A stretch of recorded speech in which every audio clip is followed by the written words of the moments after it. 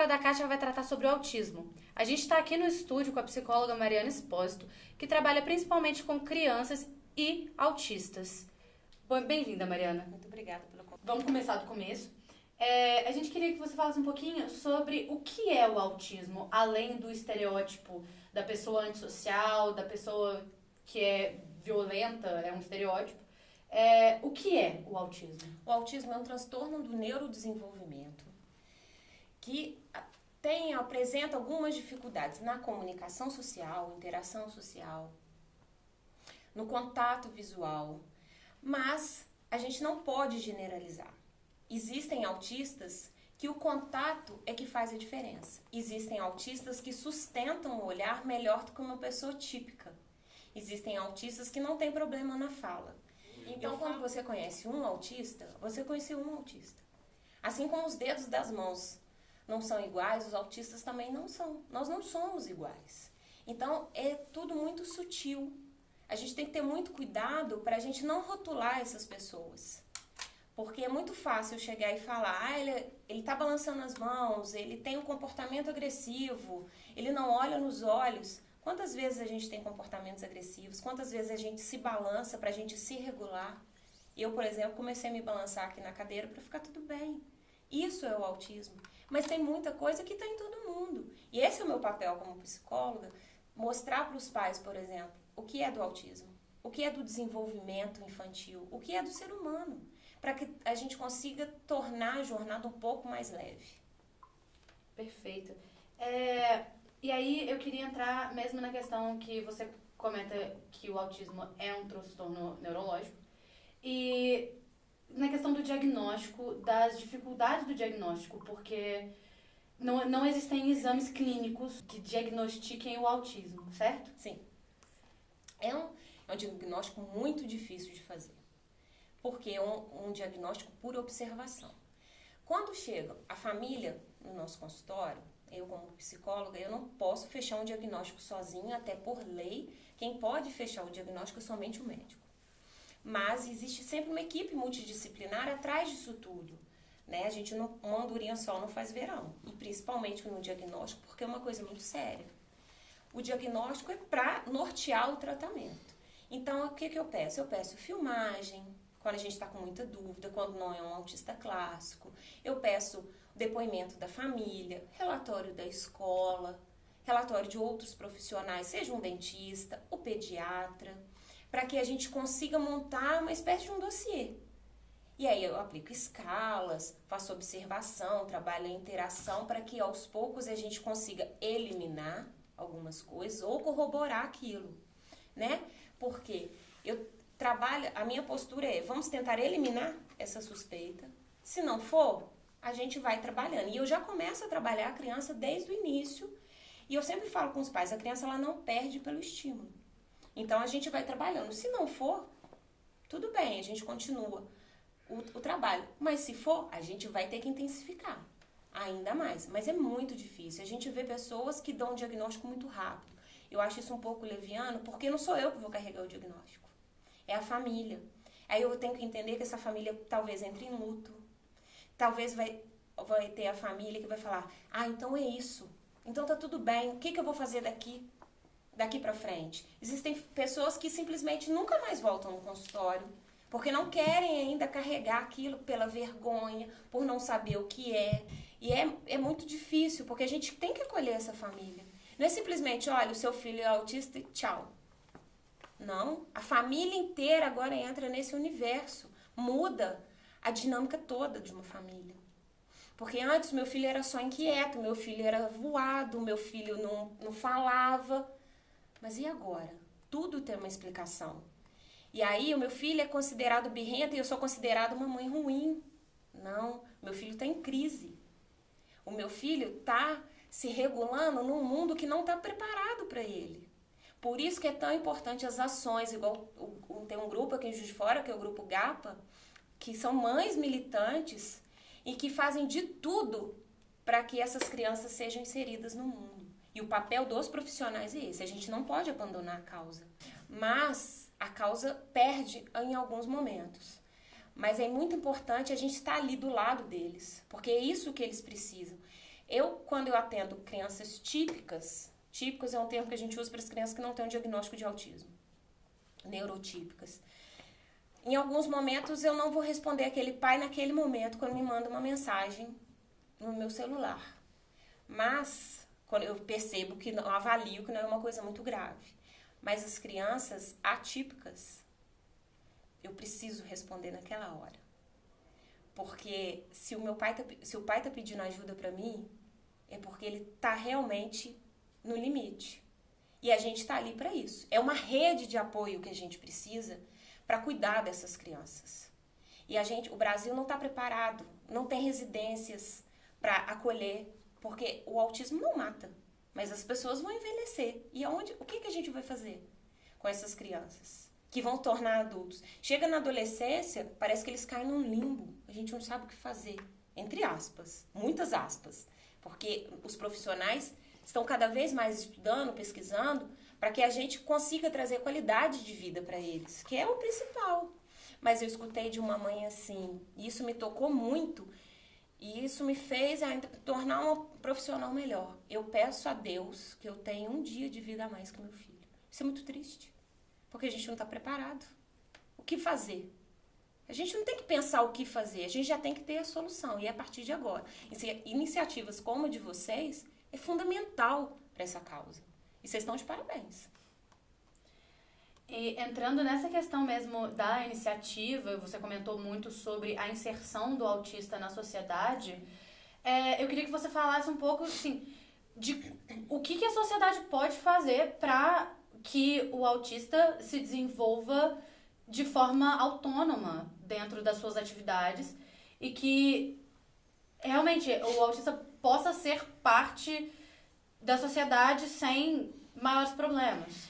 Uma coisa que eu venho observando, as pessoas falam, fulano parece autista porque não conversa, fulano é assim, nossa, é autista agora? Autismo não é adjetivo. Então, não diga isso como um termo pejorativo. Não, a pessoa está isolada porque ela quer.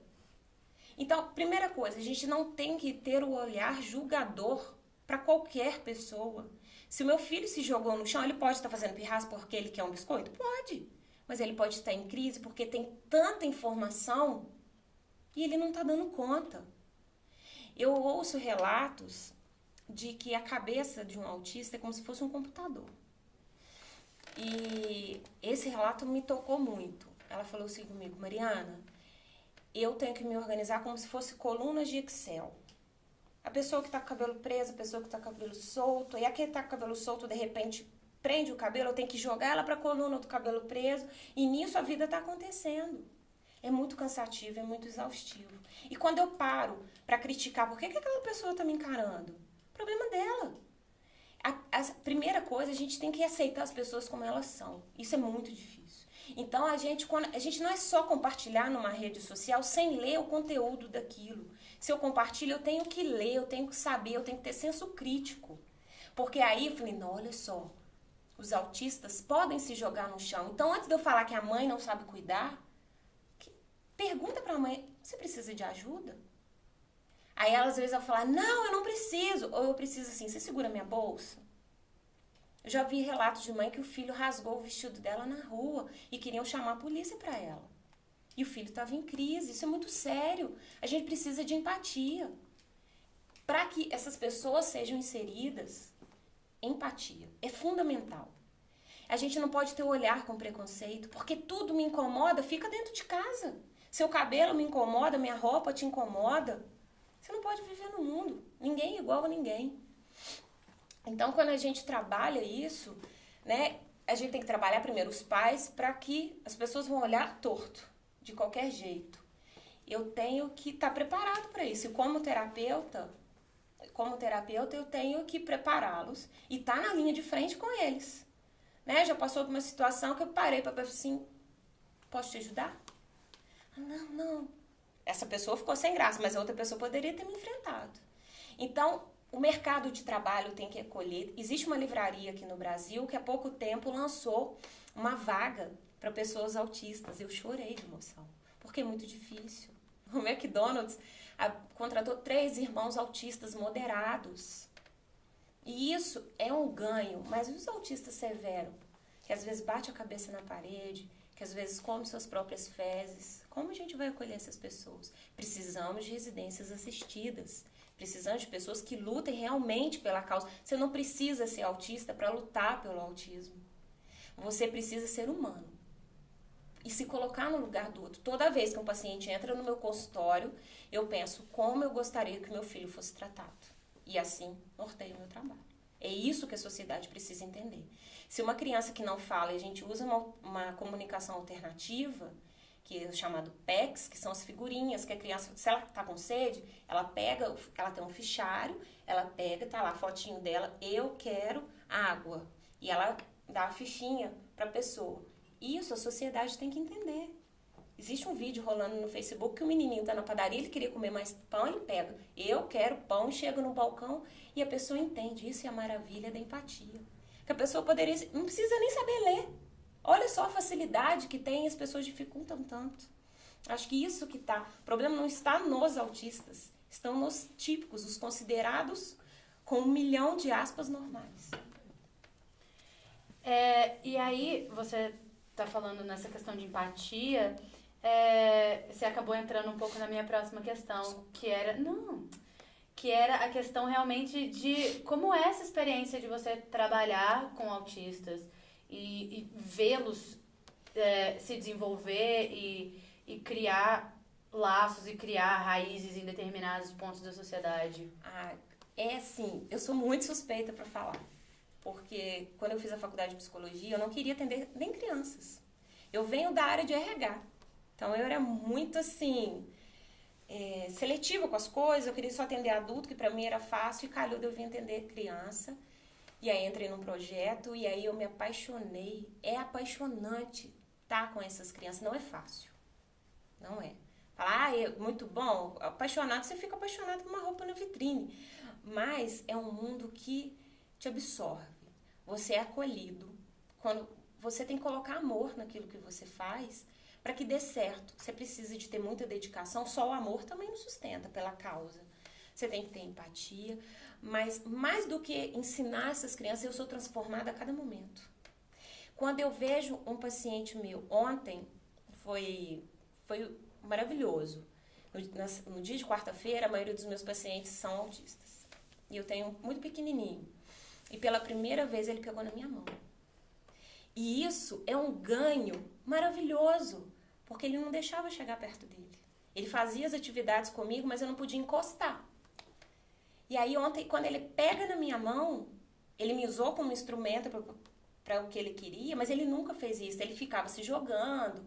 E isso para mim é um ganho maravilhoso. E aí eu chamo os pais, olha só o que a gente conseguiu. Porque o interessante é isso, a criança interagir com as pessoas de fora.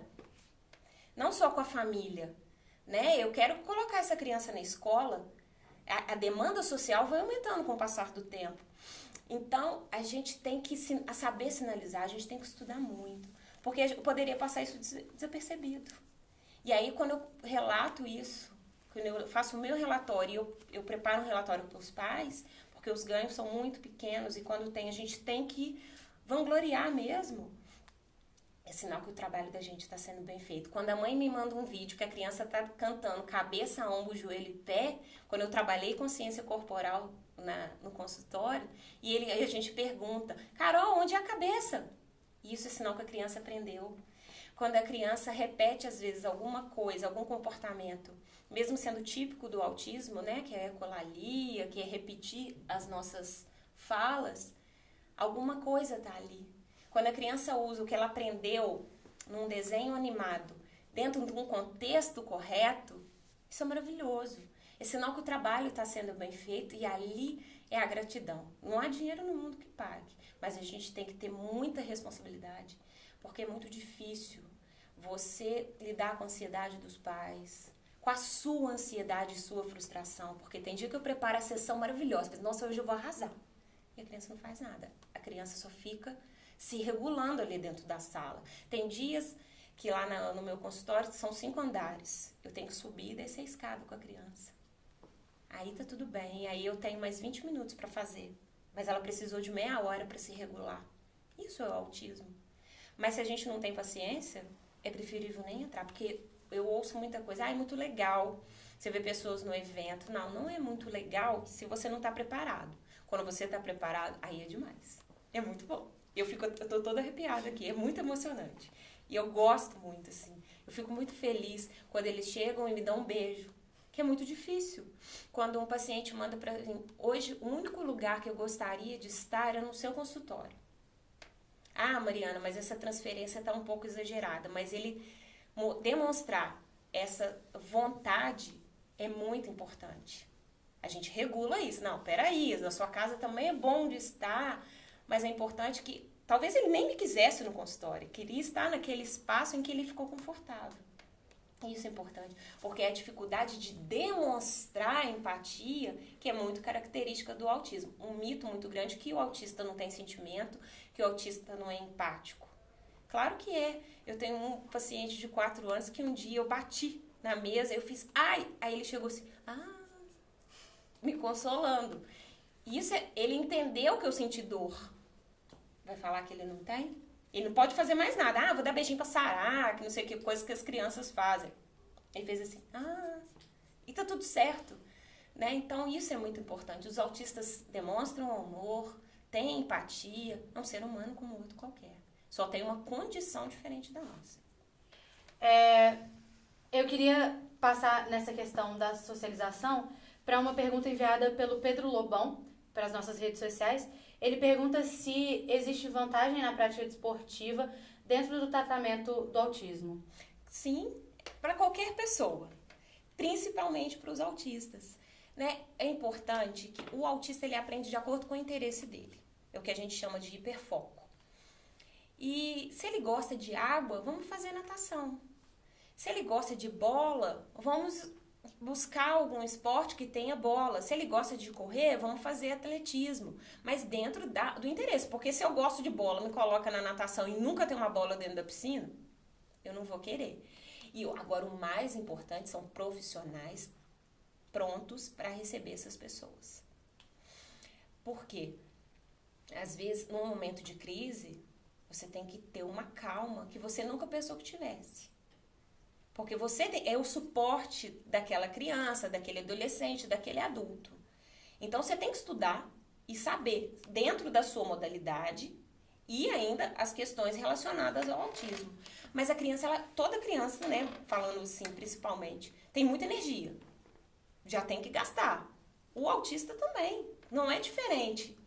E é fundamental isso, porque faz bem para a saúde, ajuda a socializar, a criança aprende outras coisas. Existe aqui em Juiz de Fora uma ONG que chama Instituto Aviva. E eles fazem muitas atividades relacionadas a isso. Há pouco tempo atrás, uma academia cedeu a piscina. Então as crianças estão todas dentro da piscina. Né, aproveitando porque às vezes eu vou pro clube com meu filho, que é autista severo, e ele entra em crise, as mães começam a recolher as crianças da piscina, achando que meu filho vai bater. E não é isso. Então, quando eu tô ali nesse momento, a criança às vezes se descobre que a piscina é muito legal, eu vou fazer uma natação. Existem algumas academias aqui em Juiz de Fora que trabalham com a natação também, em que os autistas fazem uma aula reduzida. Né, que eles falam acompanhamento baby, que é o professor só com a criança, ou com o adolescente, ou com o adulto, tá? Independente. E aí ele fica 20 minutos a 30 minutos e fazendo esse trabalho. É sensacional, é fundamental. Excelente pergunta, Dina. E nesse aspecto que você comentou, existe uma diferença na socialização do autista com outros autistas na questão na questão seguinte, um autista se socializa mais fácil com outro autista do que socializaria com pessoas, como é que é o termo? Típicas. Com pessoas típicas? Eu vou responder o que eu ouvi deles, né? Porque eles falam muito assim, não fale de nós sem a gente. Uhum. Então, de uma palestra que eu ouvi há pouco tempo e que é mais fácil. Porque eu mando uma mensagem para você hoje. E aí eu vou responder você vai me responder só daqui a 4, 5 dias e tá tudo bem. A nossa amizade não se abala por isso. Eu vou querer falar só sobre comunicação, só sobre câmeras, né? Aproveitando aqui o estúdio. E você já não tem mais paciência para ouvir, mas você me entende, porque esse é o meu hiperfoco. Mas na hora que eu quiser falar sobre golfinhos, você vai me escutar. Às vezes, segundo relatos, eles não gostam, eles não se socializam com os pares. Mas eu já vi adultos que preferem socializar com crianças, adolescentes que preferem só adultos. Isso é muito relativo, isso é do ser humano, né? Então, esse também é o que eu faço muito. Eu, Mariana, adoro me socializar com crianças. Às vezes eu acho os adultos muito chatos, né? Que trazem muitas demandas que eu não tô afim naquele momento.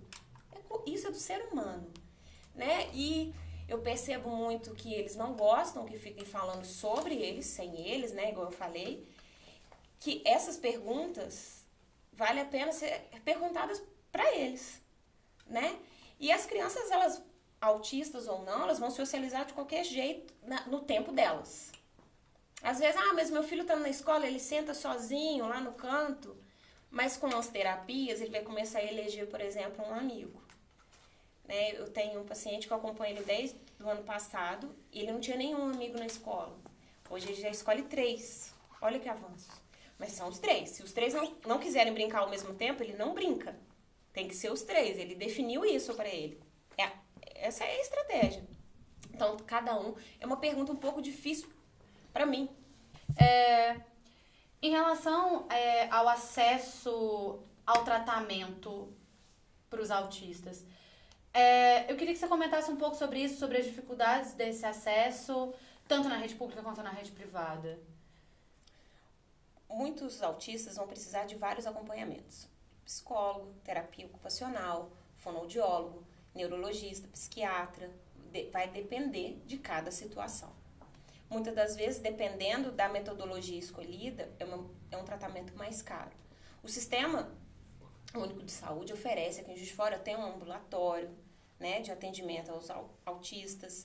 O Hospital Universitário também tem profissionais especializados no atendimento.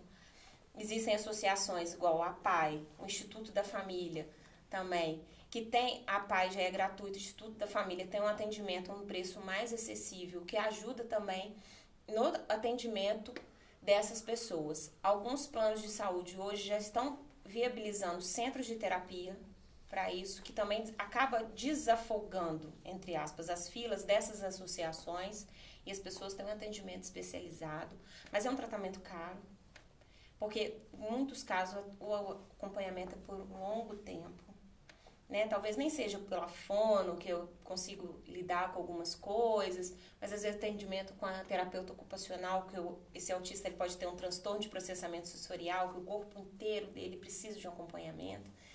Então, a maior dificuldade que eu vejo no sistema público são as filas. Porque não existem pesquisas atuais no Brasil para mensurar quantos autistas nós temos. Sempre fala-se em 2 milhões, mas há tanto tempo se dizem 2 milhões, né?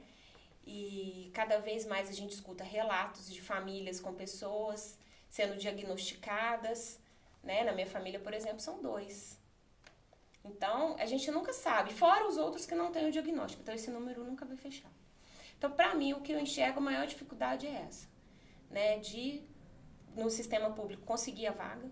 Às vezes, eles demoram 1 ano, 1 ano e meio para conseguir uma consulta com o neurologista, que é fundamental, porque muitos vão precisar do tratamento medicamentoso, né? E outros vão ter que deparar com ações, igual, por exemplo, algumas faculdades já estão com ambulatório para atender essas pessoas, para ajudar, porque eles não podem ficar sem acompanhamento, né? Então, isso é fundamental. A espera é longa, é cara, mas a gente tem que acreditar que vai ser possível e vai ser viável para todos. E aí, vamos partindo para o final da nossa entrevista. Chegou mais uma pergunta pra gente aqui pelo Instagram, do Marcos Castilho. Ele tá perguntando se existe semi-autismo, e você até já tinha comentado sobre a questão dos níveis de autismo. Aí eu queria que você comentasse um pouquinho sobre isso. Não existe semi-autismo. Ou é autismo ou não é autismo. Não existe um meio termo nessa questão. o que o manual diagnóstico traz pra gente são os 3 níveis: leve, moderado e severo, ou grave, de acordo com a tradução. Mas o que significa isso? É a rede de apoio que essa pessoa vai precisar. Não se ela vai ter muitas crises ou não, porque aquele que é considerado um autista leve, que, por exemplo, às vezes precisa só de um acompanhamento medicamentoso e terapia comportamental. Um exemplo que eu estou dando porque é a minha linha. Ele pode ter uma crise dele sair, dele bater a cabeça na parede, dele se jogar no chão, dele se cortar, dele se arranhar. Isso é muito grave. Uai, mas ele não era um autista leve? Ele é autista. Esses níveis é mais para que nós, como profissionais, possamos nos direcionar. Porque um autista moderado, por exemplo, se eu estou vindo para cá, eu conheço esse caminho, e de repente, esse é só um exemplo, isso pode acometer para qualquer autista, e eu tenho uma obra e eu vou ter que passar por outra rua, eu posso me desregular totalmente.